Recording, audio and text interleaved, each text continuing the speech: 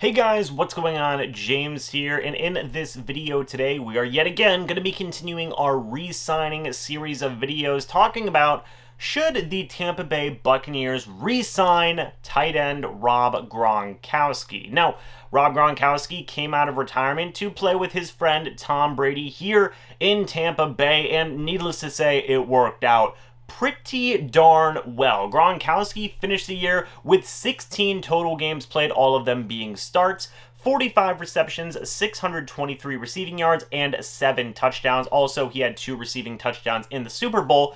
Good job, Gronk. Now, it is a miracle, I feel like, in my opinion, that Gronkowski played in every single game this year. He did not miss a single game due to injury. That's huge. I think that is amazing. That is wonderful and great. He just finished up this year playing on a $9.25 million contract, and yeah, it is going to be difficult to re-sign Rob Gronkowski to a deal, but he has expressed interest in coming back to the team. He has been very solid both as a receiver and especially as a blocker, which I feel like not a lot of people have been talking about too much. Gronkowski has been huge, both as a pass blocker, but especially as a run blocker. He's essentially like having an extra offensive lineman out there every single down. He has done wonders opening up lanes for guys like Ronald Jones and Leonard Fournette, and in my opinion, right now, he's probably the best blocking tight end in the entire NFL.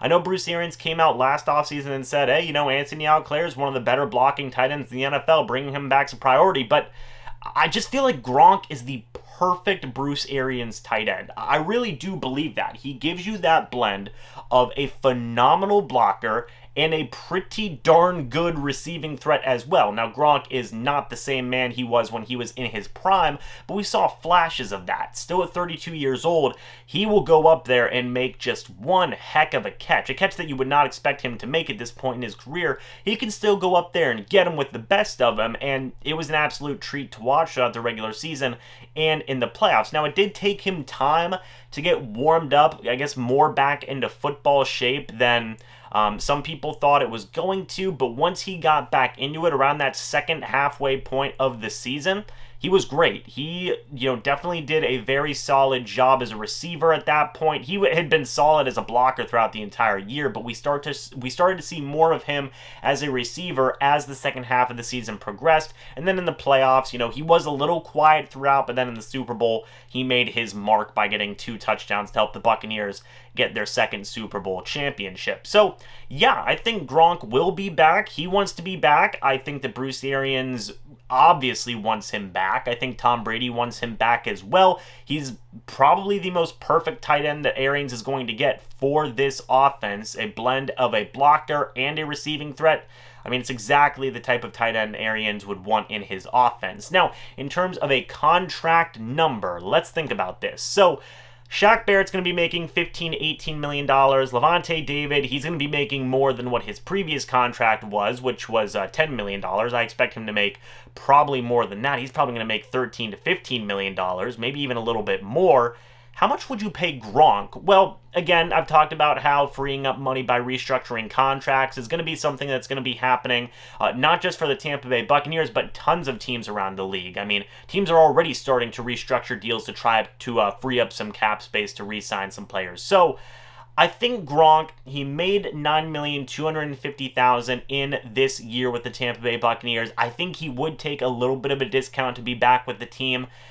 Is it $8 million? Is it $7.5 million? I know that doesn't seem like a big difference, but still $500,000 could maybe get you another player, or just add a little bit of money onto another deal.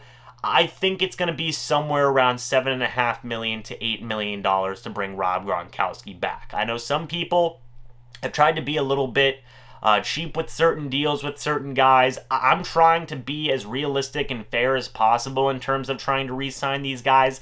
I think that he will re-sign for a $7.5, maybe an $8 million deal. Make it a 1-year deal. Just have him really keep in line with what's going on with Tom Brady, because that's probably what he wants anyway at the end of the day.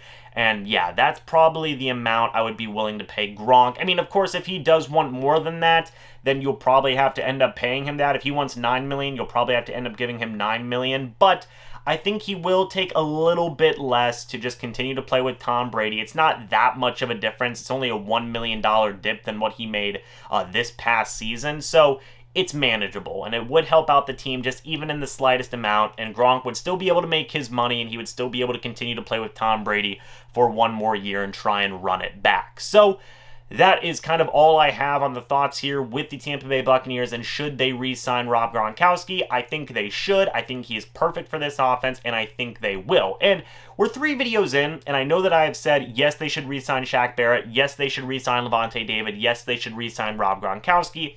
Don't worry, guys. We're going to be getting into some players here, some of the bigger names that I think probably won't re-sign with this team, okay? It's not like I'm going to say every big name is going to re-sign just because of bias and things like that and hype. I mean, you know, the Buccaneers can make the money work in a lot of situations, but, I mean, they can't do it for every situation. So some guys are going to have to go, but the first 3 here, Shaq Barrett, Lavonte David, and Rob Gronkowski, I'm relatively confident that all 3 of those guys will be back with the team. But anyway, guys, thank you so much for watching this video. Hope you all enjoyed. Give me your thoughts about this situation down in the comment section below. Should the Tampa Bay Buccaneers re-sign Rob Gronkowski, and will they re-sign Rob Gronkowski? Big difference there. Just saying whether they should, but then being realistic and saying they actually will. So give me your guys' thoughts about that. But anyway, guys, thank you so much for watching this video. Hope y'all enjoyed. Now I'll see you all in the next video or the next live stream. But until then, and as always, guys, goodbye for now, and go Bucs.